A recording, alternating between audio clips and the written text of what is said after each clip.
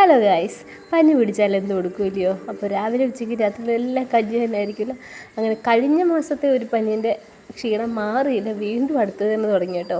അപ്പോൾ രാവിലത്തേക്ക് കഞ്ഞിയാക്കി, പിന്നെ ഉച്ചക്കത്തേക്ക് ഇച്ചിരി ഗ്രാൻഡ് ആയിക്കോട്ടെ എനിക്ക് ചിക്കനൊക്കെ കൂട്ടി കഴിക്കാമെന്ന് കരുതി ചിക്കനും ആക്കാൻ വെച്ചു കേട്ടോ. ചിക്കൻ ഫ്രിഡ്ജിൽ നിന്ന് എടുത്ത് വെളിയിലോട്ട് വെച്ചിട്ടുണ്ട്.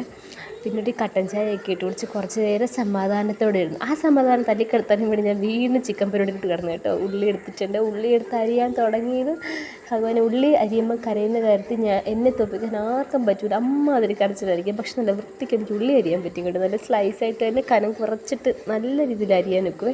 അത് വലിയൊരു കഴിവാണ് എൻ്റെ. വേറെ കഴിവൊന്നുമില്ല, ഈ ഒരു കഴിവ് എനിക്ക് ദൈവം തന്നിട്ടുണ്ട്. പിന്നെ ഉള്ളിയൊക്കെ വഴണ്ട് വന്നപ്പോഴത്തേക്ക് അതിൽ കുറച്ച് മഞ്ഞൾപ്പൊടി, പിന്നെ നമ്മുടെ ഒത്തിരിയും പച്ചമുളക്, കാരണം മുളക് പൊടി ഞാൻ കുറച്ചേ ചേർക്കത്തുള്ളൂ കേട്ടോ. പച്ചമുളക് കൂടുതൽ ചേർക്കണം. പച്ചമുളക്, ഇഞ്ചി, വെളുത്തുള്ളി ചായച്ചയൊക്കെ ഇട്ട്, പിന്നെ അതിലോട്ട് പൊടി ഐറ്റംസ് ആയിട്ടുള്ള മുളക് പൊടി, മല്ലിപ്പൊടി, ചിക്കൻ മസാലയൊക്കെ ഇട്ട് നന്നായിട്ട് ഇളക്കി കേട്ടോ. അമ്മ പൊടിയൊക്കെ കൂടെ മൂത്ത് കഴിഞ്ഞപ്പോഴത്തേക്ക് അതിൽ തക്കാളിക്കയും കൂടെ ഇട്ട് കുറച്ച് നന്നായിട്ട് വഴറ്റി വെച്ച് അങ്ങനെ എണ്ണയൊക്കെ തെളിഞ്ഞ് തുടങ്ങിയപ്പോഴത്തേക്ക് അതിട്ട് നമ്മൾ മഞ്ഞൾപ്പൊടി ഉപ്പൊക്കെ ഇട്ട് പെരട്ടി ചിക്കൻ അങ്ങോട്ട് ഇട്ട് കേട്ടോ. ഇനിയിപ്പോൾ ഒരു പരിപാടിയില്ല, ജസ്റ്റ് ഒന്ന് അടച്ചു വെച്ചിരുന്നാൽ മാത്രം മതി. അത് തന്നെത്താനെ വെള്ളം ഇറങ്ങി ഇങ്ങനെ അങ്ങ് വെന്തോളും.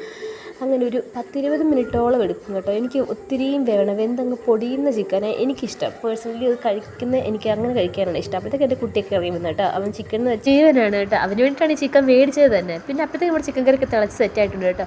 ഞാൻ എന്നിട്ട് കുറച്ച് ഗരം മസാലയും കറിവേപ്പിലയൊക്കെ എടുത്തപ്പോൾ സ്വാദിഷ്ടമായ ചിക്കൻ റെഡി. അപ്പോൾ അത്രയേ ഉള്ളൂ. ബൈ.